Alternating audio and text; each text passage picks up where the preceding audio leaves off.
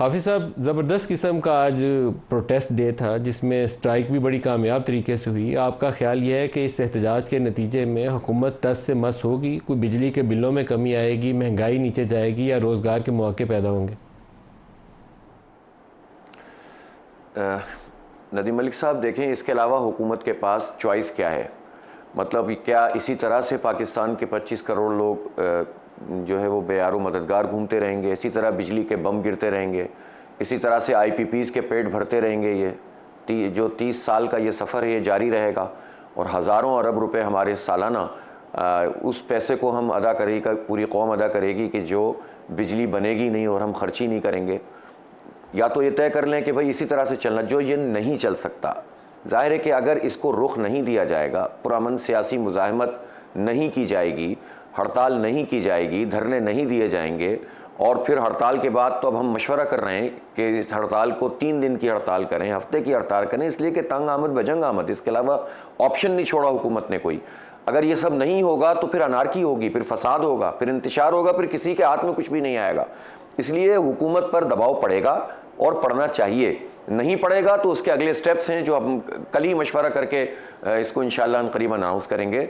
इसलिए अब इसके अलावा चॉइस कोई नहीं बची है। सर, नारकी की तरफ तो हम जा रहे हैं माजरत के साथ, क्योंकि ताजर कम्युनिटी टैक्स नहीं देना चाहती। मैं तो इसको सपोर्ट बिल्कुल नहीं करता। इसी तरीके से यूटिलिटी स्टोर्स को अगर हुकूमत बंद कर रही है तो वो हमारे टैक्सों का पैसा है जो आधा चोरी होता है, आधा गरीबों तक जाता है, मुस्तहिक लोगों तक। उसको रिफॉर्म करना चाहिए।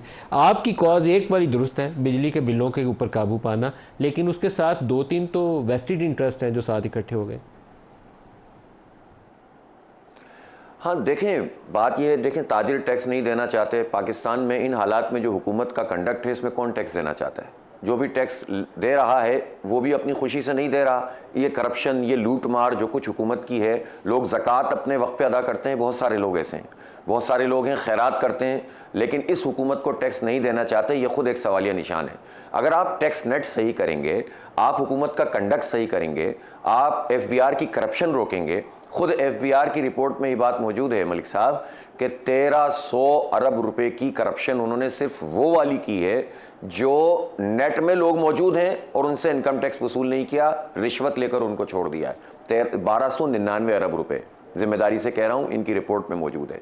तो जब टैक्स जमा करने वाले इदारों की करप्शन का ये आलम होगा तो कौन खुशी से देगा? हम ताजिरों से जब भी बात करते हैं तो हम सिर्फ सियासतबाजी नहीं करते, हम उनसे कहते हैं कि आपको टैक्स देना चाहिए, टैक्स देना पड़ेगा। वो कहते हैं ठीक है, कोई सिस्टम बना दीजिए, आसान टैक्स का निज़ाम बना दीजिए, हम सबको आमादा करेंगे। तो जमात इस्लामी एक जिम्मेदार जमात है। हम समझते हैं कि ये हुकूमत की जिम्मेदारी है कि वो अपनी करप्शन पर काबू पाए।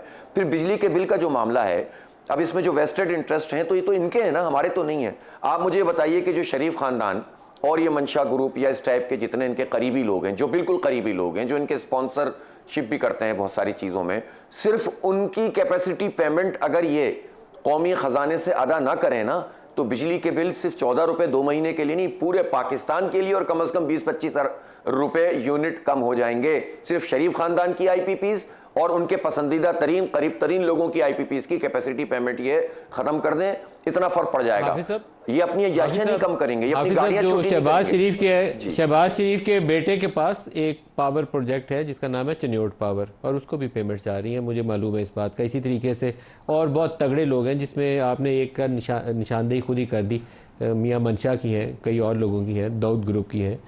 लेकिन सबसे बड़ा बोझ, ये फैक्चुअल नंबर्स है, आधा बोझ जो टोटल अगर 100 है ना, तो 100 में से तकरीबन 45 जाता है चाइनीज़ CPEC को, कोई 40 के करीब जाता है जो गवर्नमेंट के अपने पब्लिक सेक्टर के, और 20 रुपये उन लोगों को जाता है जो प्राइवेट ऑपरेटर हैं। ये उसकी तकसीम है।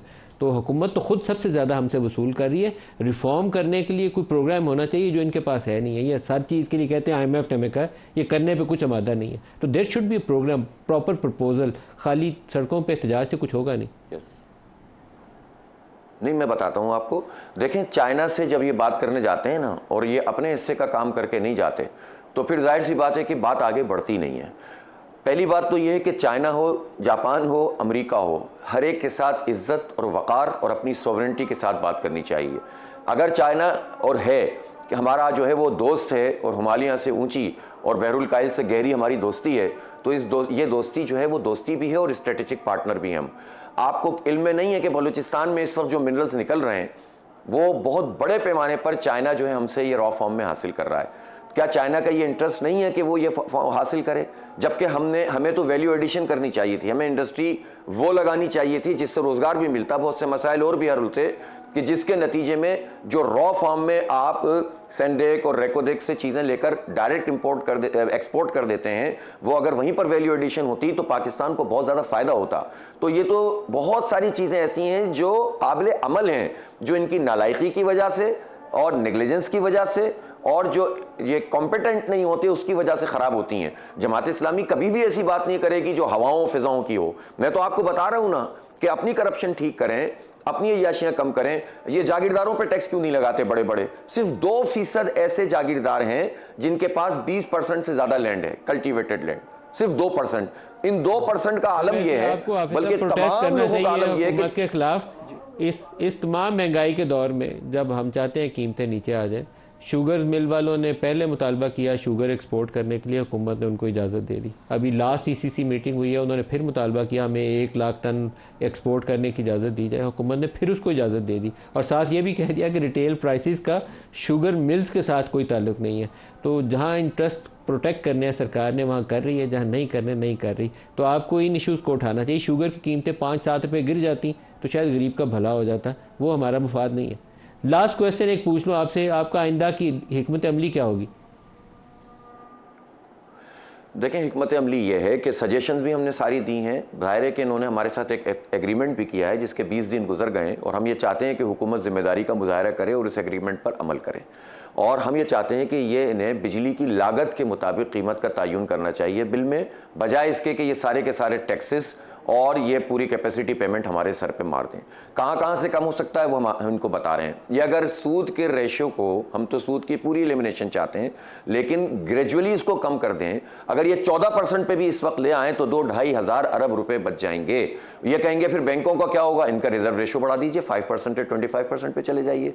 बहुत कुछ हो सकता है, इसी दौरान में हो सकता है जिसमें ये सारी मैस क्रिएट हुआ है। और जाहिर सी बात है कि सारे काम ये ठीक कर भी नहीं सकते, इसके लिए तो इनको खुद भी हटना पड़ेगा।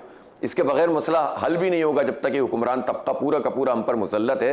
77 साल से हमें दलदल में फेंका हुआ है, तो वो तो एक बड़ा काम है। लेकिन फिलहाल करने का काम ये है कि जो हमारी सजेशंस हैं वो बिल्कुल वो हैं कि जो काबिल अमल है, इसके मुताबिक काम होना चाहिए, चीज़ों को बेहतर बनना चाहिए, बिजली की कीमत कम होनी चाहिए, पेट्रोल की लेवी खत्म होनी चाहिए, जागीरदारों पर टैक्स लगना चाहिए, शुगर माफिया। और तो शहबाज शरीफ को हटा के किसको लगाया जाए? नहीं, मैं हुक्मरान तबके की बात कर रहा हूँ। 77 ईयर्स में शहबाज शरीफ, नवाज शरीफ भी रहे हैं और इसमें जो है वो पूरी पीपल्स पार्टी भी 40-45 साल से, हमारे कायरा साहब मौजूद हैं, इनकी हुकूमत भी रही है। और तबके का मतलब जब होता है तो इसमें फ़ौज के जर्नल भी होते हैं, टॉप के ब्यूरोक्रेट भी होते हैं, जागीरदार और वडेरे भी होते हैं और उनके जूनियर पार्टनर भी होते हैं। तो ये सारा का सारा एक छोटा सा तबका हम पर 77 साल से मुसल्लत है। सर, इस वक्त जरदारी साहब सदर हैं, शहबाज साहब प्राइम मिनिस्टर हैं, आर्मी चीफ तो आर्मी चीफ है। आप अवामी कोई बगावत चाहते हैं, बांग्लादेश की तरह का सिचुएशन चाहते हैं, क्या चाहते हैं? नहीं, कोई हम तो पुरअमन सियासी मुजाहिमत का सबसे बड़े अलंबरदार हैं और आपने हमारा पूरा कंडक्ट देखा है। आज एक पत्थर भी नहीं फेंका गया अल्हम्दुलिल्लाह पूरे पाकिस्तान में, और पूरा पाकिस्तान बंद था। ताजिरों की हिमायत थी, जमात इस्लामी ऑन बोर्ड थी हर जगह पर अल्हम्दुलिल्लाह। पूरे इत्तेफाक राय से किया, बहुत तकसीम पैदा करने की कोशिश की, हमने नाकाम बना दिया। और ये पूरी कौम की हड़ताल है, हमारी नहीं है। तो हम तो पुरअमन मुजाहिमत चाहते हैं, लेकिन ये हालात का तजिया तो करना पड़ेगा ना। बात यह है कि शहबाज शरीफ साहब के खिलाफ तो, या इस जो फॉर्म 47 वाली हुकूमत है, अभी हमने ये फैसला नहीं किया कि इनकी हुकूमत गिराने की तहरीक शुरू की जाए। अभी तो हम चाहते हैं रिलीफ मिले, लेकिन अगर ये रिलीफ नहीं देंगे, रास्ते बंद करेंगे, तो फिर बिलाखिर हमारी ये तहरीक हुकूमत गिराओ तहरीक में भी तब्दील हो सकती है। ये कोई मजाक बात नहीं है। अब बहुत हो गया है, अब लोग मर जाएंगे, खत्म हो जाएंगे, खुदकुशियां करेंगे, एक दूसरे को कत्ल करेंगे, या फिर इनको बर्दाश्त करेंगे? आप बताइए ना मुझे।